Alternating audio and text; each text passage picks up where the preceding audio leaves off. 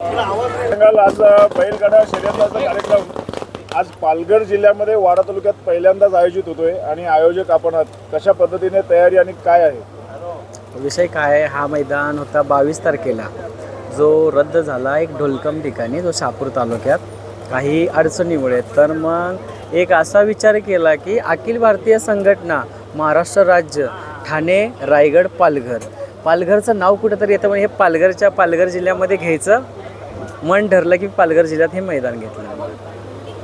हे जे आयोजन करताय आधी पण आपण काही ठिकाणी आयोजन केलंय, इथल्या आयोजनाच्या संदर्भात काय कसं वाटतं तुम्हाला? एक असं आहे की एक फर्स्ट टाईम एक असं फील होतं आहे की म्हणजे मीडिया फर्स्ट टाईम बघते, कारण एवढे मैदान केले कधी मीडियाचा आपला संबंधच नाही आलेला, फर्स्ट टाईमच आहे हा.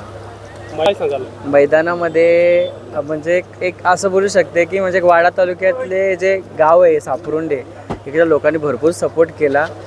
मी इकडे कधी नाही, माझ्यासाठी नवीन गाव आहे सापरुंडे, पण काही आपले प्रॉब्लेम होते तिकडच्या 22च्या मैदानाचे, म्हणून मला हे एक ते फाटी घ्यावं लागली. पण जे सापरुंडे गावातले लोक आहेत, जे बंटी शेठ पाटील म्हणा, नंतर सुनील दादा म्हणा, जे मला काहींची नावं नाही येतं, म्हणजे मी नावं तर घेऊ नाही शकत, पण सगळ्यांचे आभार मानते.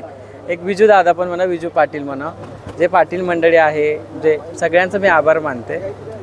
मेन मुद्दा जो रान मालक आहे ना, संदीप पाटील, त्यांचं खूप आभार मानते. त्यांनी रान दिला म्हणून आज मी मैदान